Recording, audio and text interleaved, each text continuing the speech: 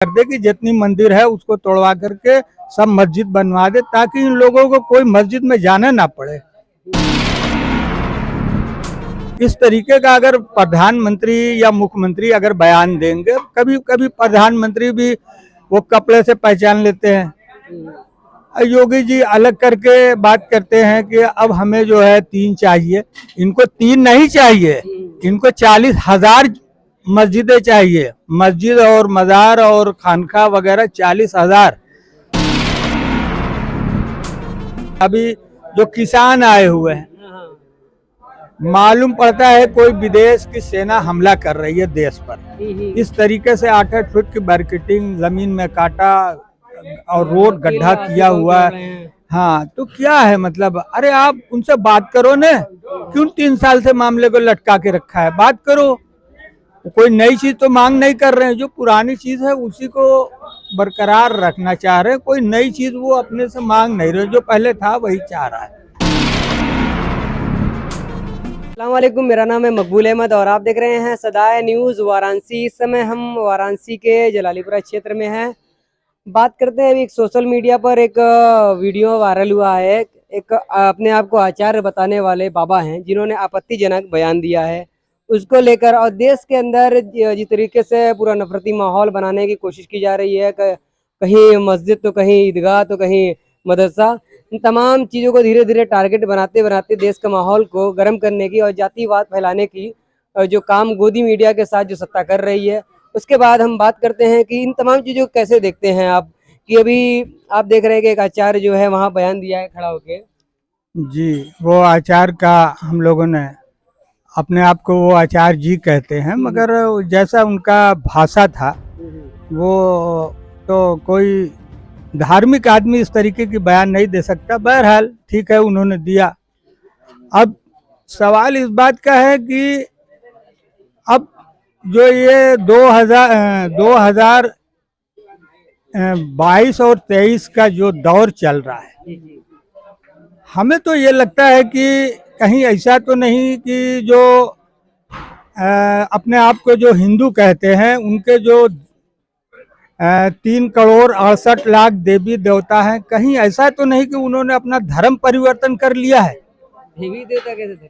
अरे किया है, इसलिए उसकी वजह यह है, कोई बाबरी मस्जिद में जाना चाहता है, कोई ज्ञानवापी मस्जिद में आना चाहता है, कोई अटाला मस्जिद में जाना चाहता है, कोई ताजमहल में तेजो महल के नाम से वो उसमें जाना चाहता है, कोई कुतुब मीनार में जाना चाहता है, कोई अजमेर शरीफ दरगाह में जाना चाहता है।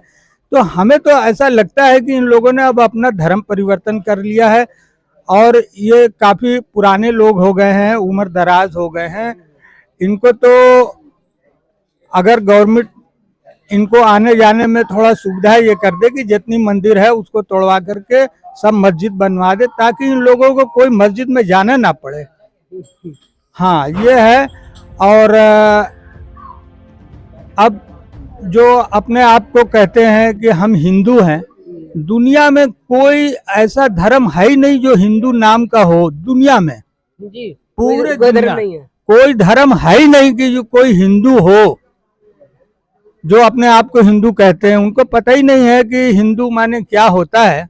अगर वो लोग जाके डिक्शनरी उठा के देखेंगे, लोगत उठा के देखेंगे, तो उनको पता लग जाएगा कि हिंदू क्या चीज को कहते हैं, और हिंदू कोई धर्म है नहीं। अच्छा, एक चीज और हम बात करते हैं। पार्लियामेंट के अंदर माननीय मुख्यमंत्री योगी जी ने कहा है कि अयोध्या, काशी, मथुरा बस हमें 3 चीज चाहिए। मतलब पार्लियामेंट के अंदर एक सूबे का जो मंत्री है वो ऐसा बयान दे रहा है। क्या इसी वजह से ही जो नफरती बयान बराबर जारी हो रहे हैं?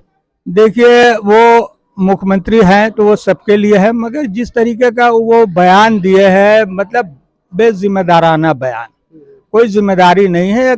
मुख्यमंत्री अगर है तो वो सबका है। उनके यहाँ चाहे हिंदू हो, मुस्लिम हो, सिख हो, ईसाई हो, जो भी है सब उनका है। इस तरीके का अगर प्रधानमंत्री या मुख्यमंत्री अगर बयान देंगे, कभी कभी प्रधानमंत्री भी वो कपड़े से पहचान लेते हैं। योगी जी अलग करके बात करते हैं कि अब हमें जो है 3 चाहिए। इनको 3 नहीं चाहिए, इनको 40,000 मस्जिदें चाहिए। मस्जिद और मजार और खानका वगैरह 40,000। मेन मकसद है कि अब आदमी क्या करेगा। एक तो चलिए बाबरी मस्जिद का मामला था, उसमें लोगों ने कहा कि भाई चलो एक करके बवाल खत्म हो जाए, जबकि वो फैसला सही नहीं है, वो गलत हुआ। वही तो सारे फैसले ये जो हो रहा है ना, उसी चीज ने इसको जन्म दिया है। जिस तरह से ये आस्था की बुनियाद पर फैसला हुआ जी और आपने ये कहा कि हम चलिए यार लड़ाई झगड़ा ना होए, कोई तनाव ना होए, हाँ सौहार्द के लिए, मोहब्बत और एकता और भाईचारे के लिए आपने इस चीज को कबूल किया कि चलिए आप ले लीजिए, हाँ, ठीक है। जबकि और उसके बाद ही इन तमाम चीजों पर एक तरह से पूरा माहौल बन जब गया। जबकि करने लायक था नहीं, मगर फिर भी लोगों ने जो है अपने करेजे पे पत्थर रख के जी, जी। उस फैसले को जबरदस्ती मान लिया।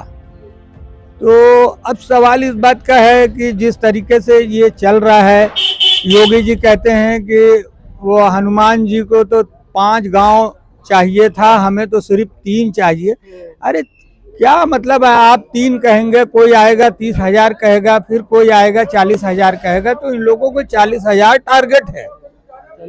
40,000 टारगेट है। अब इन लोगों का तो या तो उन लोगों का दिमाग जो है काम करना बंद कर दिया है, या उनको यही लग रहा है कि ये मेल अच्छा है, इसी को चलाया जाए ताकि हमारी बाजार चलती रहे, दुकान जिंदा रहे।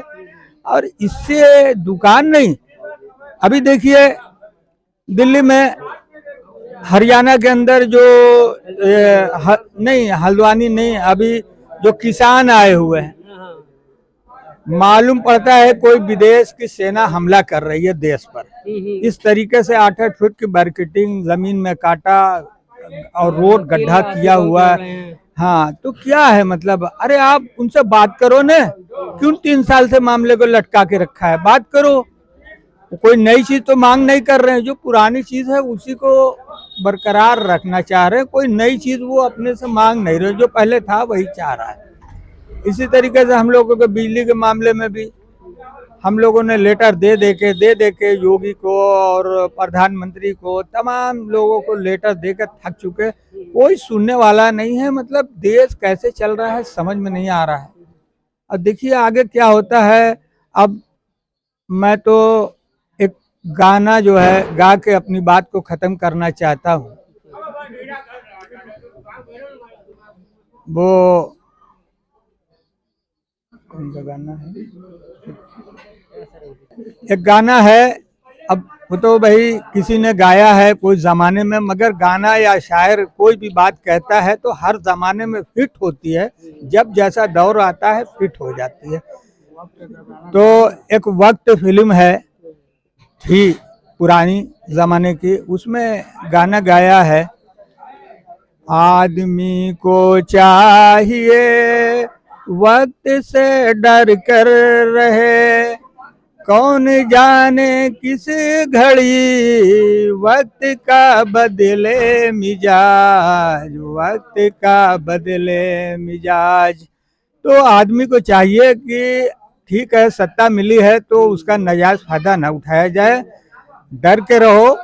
हुकूमत आती भी है और जाती भी है, और मिजाज हमेशा एक जैसा नहीं होता, माहौल एक जैसा नहीं होता, बदलता भी है।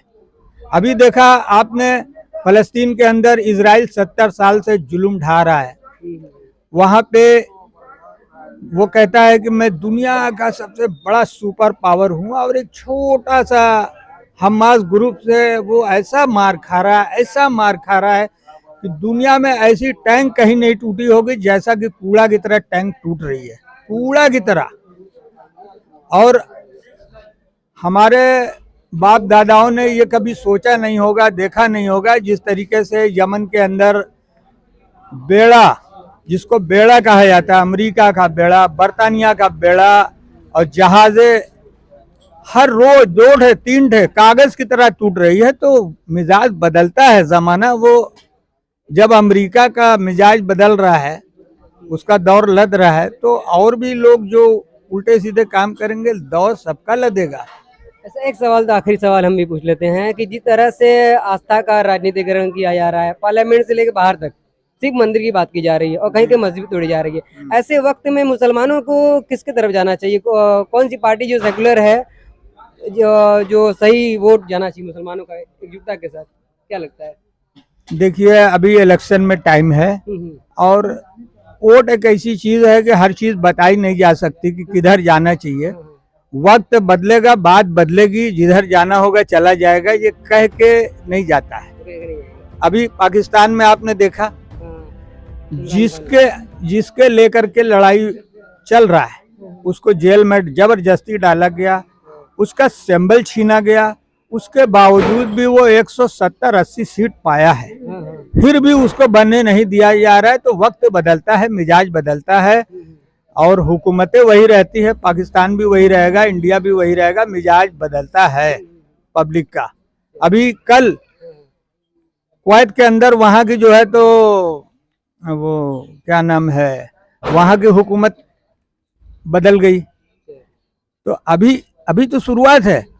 अभी ये जो उल्टे सीधे काम हो रहे हैं ना, इसके लेकर के 50 मुल्क में तख्ता पलट होगा। आपने सारी वीडियो देखी और सुना कि वक्त बदलता है। अभी आपने सुना वक्त बदलता है, वक्त बदलेगा।